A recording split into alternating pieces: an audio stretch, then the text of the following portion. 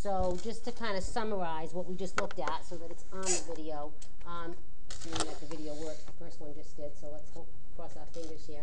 Okay, if I do dir program files like this, okay, I'm at the root of drive C, so it's going to, because I have a space in the parameter, it's going to look for two pieces of information, something called program, something called files. In this case, I'm on the root of drive C, so it looks for program in my current location. It looks for files in my current location, but the point is that if I was really trying to look for or display the contents of the program files folder, I need to enclose that path in quotes.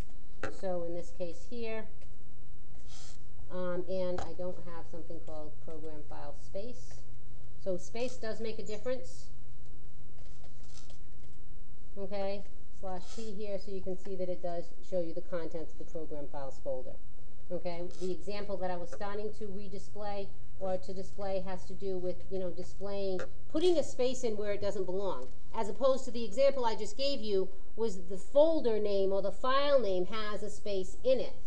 On my G drive, another example might be Sandy and Nikki. Okay, if I type dir Sandy and Nikki .text, okay, how many parameters have I sent the dir command? 3, right? Sandy and Nikki.text. Okay, so it's going to look for something called Sandy at the root of drive G because that's where I'm at. It's going to look for something called and at the root of drive G because that's where I'm at. It's going to look for something called Nikki.text at the root of drive G. It's not going to find it. I'm going to end up with 3 directory ofs with no files found. Okay? When you were doing that previous example with the C:/program space files, you can either put the program files in quotes, but you said you could also do, what, the whole thing in quotes, beginning with the C? I could say C:/program files. That would also work. Okay, that would also work. Okay? Now, yes? You can't just put underscores? No. An underscore is a character, and if it's not part of the name, then it's not going to find it. There's nothing out there called program underscore files.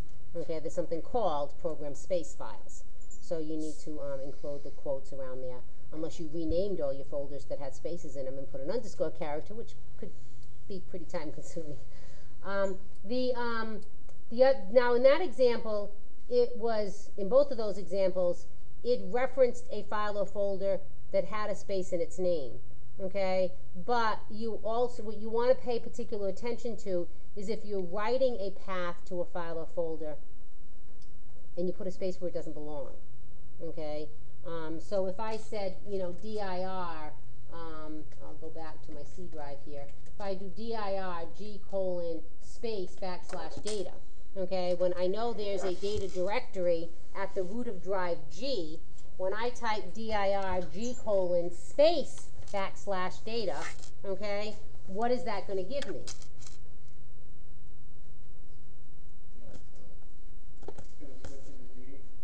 You know what, let me just do something here. I'm going to go to the G drive and change to...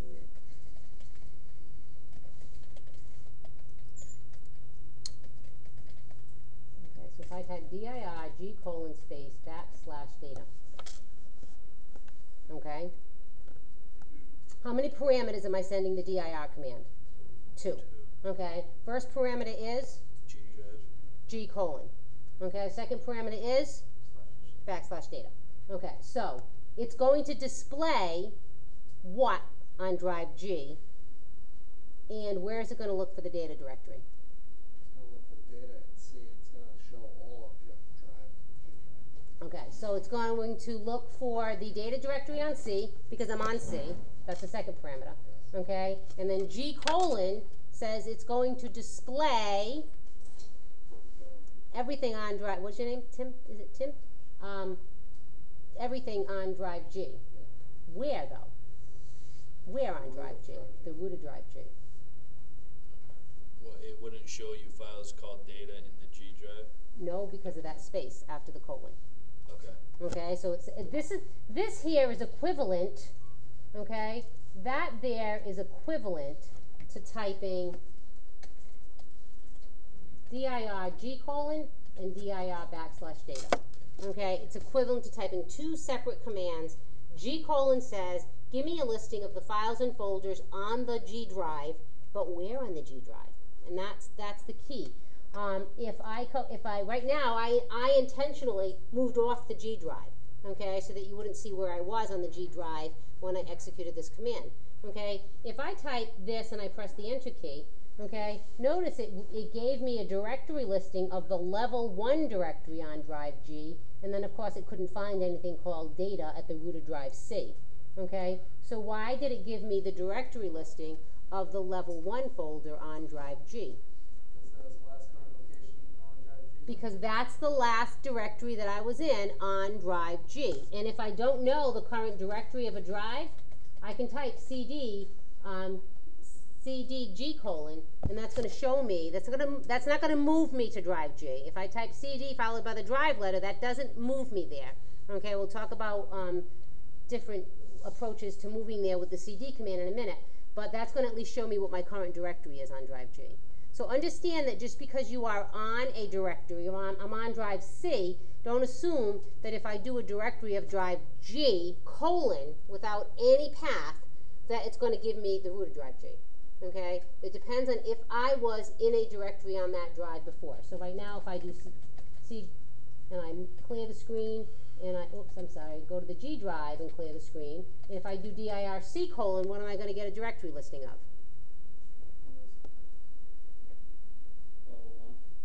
I'm on drive, I'm in level 1, and if I type dir C:, It's going to bring you to the Windows folder because you were just in it. it's not going to bring me there, it's going to show me the contents. Okay, so it's going to show me the contents of the place that I was last. So if I type cd C:, you can see that that's the default directory on the C drive. Okay? So, variable parameters. To get out of that level 1 folder, would you just type G:? If I want to move, no, I would type cd /. Okay. Okay, so I think actually that's what I want to look at next, is that cd command. I'm trying to make sure I said everything. Oh, actually not yet.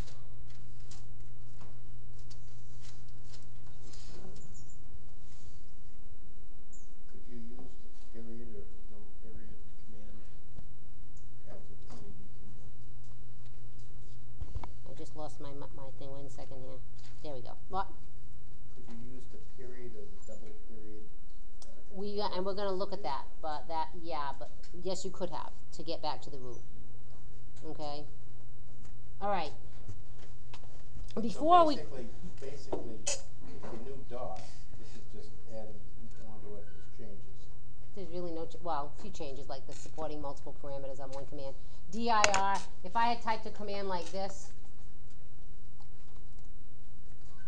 dir C:// space Windows on Windows 98, put the space where it doesn't belong, this would yell at me. It would say too many parameters.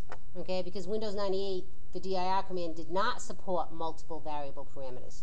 Okay, Windows 2000 and above, the directory command supports multiple variable parameters. Okay, now before let me just see here what I have. Did we look at the cd command last week? No. I don't think so. Okay, so I'm just kind of skimming through here to see where I thought it was on this. Two things that I want to look at real quick before I go into writing something called an absolute path or a relative path is that when you're typing commands at the command prompt, you can use a completion key. The completion key is the tab key, and it simply allows you to not have to type. So if you are a slow typer, you can actually use the completion key. I'll use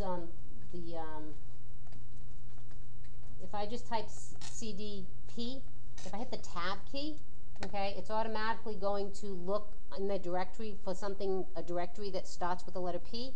I type the tab key again and again until I find the directory that I actually wanted to move to. If I know it starts with PR, then I could have typed cdpr and then hit the tab key, and then it would have automatically given me. Now notice what it automatically did for me here, guys. And you know what? The cd command doesn't require quotes because the cd command doesn't support multiple parameters. Okay, but when I'm typing a command at the command prompt, if I use the completion key, which is simply a tab key, to kind of help me along so I don't have to do a lot of typing, if the word or folder name that I'm tabbing through has a space in it, it's automatically going to put quotes around that path, okay? Which can be very useful when you're navigating through a file or folder system that you want to. You know, if I go to my N drive right now and I know that my classes folder starts with a C, I type CDC, and then I hit the / and then I don't even type anything at this point. If I just hit the tab key, it's going to bring me the first directory on the list, if that's the directory I wanted to move to, and then I hit the tab key, and it brings me, and I say, oh, I know that it starts with a C, then I can kind of scroll through looking for the folder that I want to get to. So I don't have to actually type the folder name or the file name, okay? That's the completion key. That's definitely for those people who are hunt and peck kind of people. I think that will help you save time in typing at the command prompt. The other thing that I want to talk about is something referred to as DOS key. Now, in early versions of Windows, prior to Windows 2000, there was a program called DOSKey, D-O-S-K-E-Y, that was separate from the command interpreter. Okay, it was separate from cmd.exe, and actually in Windows 98 there wasn't a cmd.exe, there was a file called command.com, and that was where all your internal commands were, and that's what you created shortcut to open a command prompt window, was the command.com. Eric? For that CD command, like how you press tab to look through the files, do you have to type the CD to do that, or can you just press Yes, you have the operating system needs to know what command you want to use. I could have used dir. Okay, if I do if I go back to the C drive, if I type dir p, okay, and hit the tab key. So I have to type a command.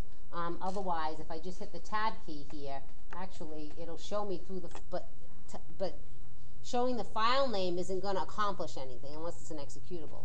So you can tab through the files that are in that directory, but that would have no purpose if you didn't have a command to go along with it. Okay? One more question. Yes. Tab process. If you were tabbing through, and let's say you passed something that you wanted to go to, can you go back? There's no No shift tab. shift tab. So if I went to here and then I realized I wanted to go back, Let's say you're tabbing through no, the CIS you have to backspace 06, out of it, and then you wanted to tab, and then let's say you're tabbing through like that folder, and you pass the file that you wanted. Is there a way to go back to it without tabbing all the way through if it's a long list? not that I know of. Okay. The next thing, what I was just starting to talk about, was the DOS key. So in early versions, in Windows 98, and actually probably Windows ME as well, there was a program called DOSKey. Actually, it still exists, but you don't have to run it in Windows 2000 and above because now it's built into the cmd.exe command.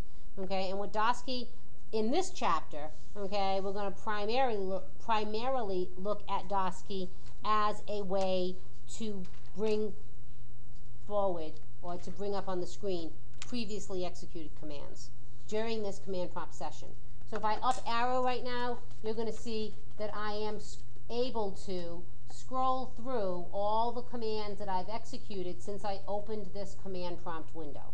Okay, that's because of this DOS key program that is automatically loaded into RAM when I open a command prompt window. But it stores the commands for this session. Okay, if I close this window right now, I'm going to lose all those commands. If I go to another command prompt and I up arrow, there's nothing there because each command prompt window has its own little buffer that you can basically store previously executed commands. It stores 50 commands by default. If you look at the properties of your shortcut,